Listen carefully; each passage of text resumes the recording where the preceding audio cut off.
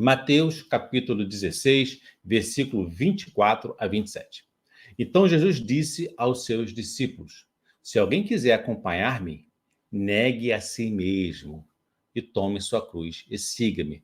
Negue a si mesmo, que inclusive é o título, né, desse estudo, tá? Vamos lá. Pois quem quiser salvar sua vida, a perderá. Mas quem perder a sua vida por minha causa, a encontrará. Perfeito? Pois quem adiantará o homem ganhar o mundo inteiro e perder sua alma?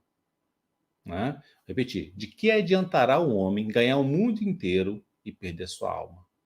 Ou, o que o homem poderá dar em troca de sua alma? Percebe que a gente tem que ter uma decisão certeira do que a gente quer. A gente quer perder a nossa alma, né, em troca de prazeres fúteis, efêmeros. Perfeito? Então, continuando. Pois o Filho do Homem virá na glória de seu Pai, com os seus anjos, e então recompensará a cada um de acordo com o que tenha feito, né? A cada um segundo as suas obras, ok? Meus irmãos, devemos renunciar o quê? O que Jesus fala, né? Negue a si mesmo e siga-me. O que é negar a nós mesmos? É esse personalismo, né? Que é revestido, conforme a Joana de Anjos nos ensina, do orgulho, do egoísmo. Então, a gente se individualiza perante os outros irmãos conforme o nosso orgulho, conforme o nosso egoísmo. É exatamente esse personalismo, tá? Esse afastamento do Pai, esse personalismo que a gente precisa renunciar. Renunciar o ego, renunciar o egoísmo, a vaidade, o orgulho, para poder seguir os ensinamentos do nosso Senhor Jesus Cristo. Meus irmãos, a evolução espiritual envolve transcender o ego, superar o ego, tá? Envolve o quê? A gente ultrapassar, né? Reduzir o orgulho, reduzir o egoísmo. A gente precisa olhar para as nossas próprias necessidades do espírito, tá? A gente precisa diminuir essa influência do ego, para que a gente possa, então, ter uma perspectiva espiritual mais abrangente. Entenda? Uma coisa é o desejo da matéria, outra coisa é a necessidade do espírito. Então, a gente precisa compreender que existe uma diferença. A necessidade do espírito, tá? Os apegos materiais, a busca incessante por prazeres mundanos, nos distraem, nos distanciam de uma conexão mais profunda com Deus. Então, nós precisamos cultivar virtudes como humildade, compaixão, generosidade, paciência, muita paciência, tá? Essas virtudes são fundamentais para a evolução do espírito. Conforme a Joana de Anjos nos ensina, paciência é um instrumento da paz, né? Então, a paciência é o mecanismo para que a gente promova a paz. Por isso que a paciência é muito importante. Meus irmãos, a gente, quando está praticando essas virtudes, a gente está educando, ensinando para o nosso espírito, o espírito está evoluindo, o espírito está aprendendo, que esse é o objetivo principal da encarnação, aprender e servir. Tá? Todo mundo, quero saber meu propósito, né, de vida. Só tem um, meu irmão. Não é? Você quer saber qual é o seu propósito? É aprender e servir. Só esse. Nós estamos encarnados com esse propósito.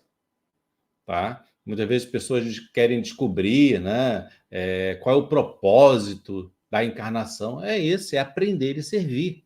Não tem outro propósito, tá bom? E cada um no seu estágio, né, de aprendizado e de serviço. Bom, precisamos desenvolver disciplina. Lembra que o preço da liberdade é eterna disciplina. Somente uma disciplina vai controlar os impulsos egoístas que estão fixados no nosso automatismo, no nosso subconsciente. Quando a gente ainda não está no ciclo virtuoso, no ciclo de virtudes, nós ainda temos um ciclo, né, de egoísmo, um ciclo de orgulho. Para a gente quebrar esse ciclo nocivo e entrar no ciclo de virtude, a gente precisa, então, ter disciplina, nos vigiar, vigia e ora, conforme Jesus nos ensina.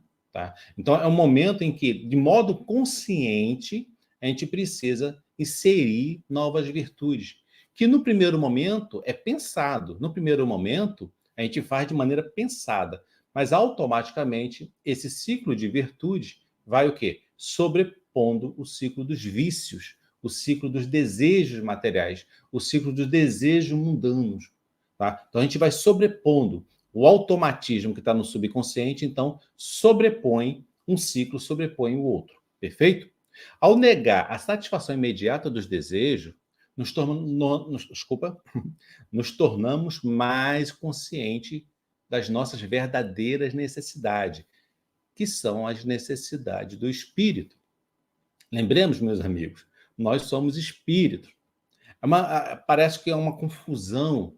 A gente meio que não tem ainda certeza. Nós não somos esse corpo. Nós somos espírito. Se você entende isso, que nós somos espírito, eu não sou Rivaldo, eu sou um espírito numa carne, numa roupa, numa casca, chamado Rivaldo. Se você entende que nós somos espírito, você consegue saber, então, perceber, então, né, que existe um conflito entre os desejos mundanos e a necessidade do espírito. Tá? A necessidade do espírito. O que o espírito precisa? Precisa aprender a ter paciência, precisa aprender a ter virtudes. E os desejos mundanos? Está muito associado ao quê? Como Freud disse, né? A busca pelo prazer e a fuga da dor. O corpo material tem esses dois vertentes, busca pelo prazer e a fuga da dor. E o espírito? A busca, o aprendizado pelas virtudes. Tá? Se você entende que nós somos espírito, você consegue, então, tomar decisões menos equivocadas. Existe uma dualidade entre a matéria, né, entre os desejos da matéria e as necessidades do espírito.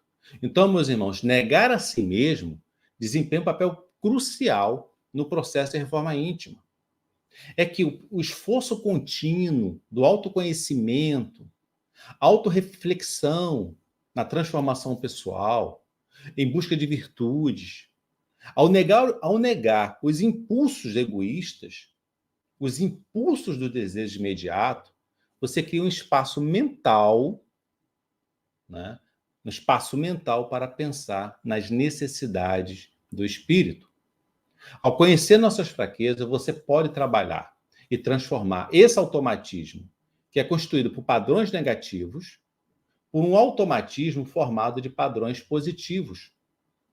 Paciência, lembra? Caridade, amor, humildade, são tudo padrões positivos. E automaticamente, aos poucos, esse padrão positivo vai sobrepondo o padrão negativo. Lembra? Quem dirige sabe disso. Quando você aprende a dirigir, é o nervosismo só. Tudo que você faz é pensado. Não, agora eu tenho que olhar para o retrovisor. Não, agora eu tenho que acender o farol. Agora eu tenho que baixar o freio de mão. Então, no primeiro momento, as decisões são decisões conscientes.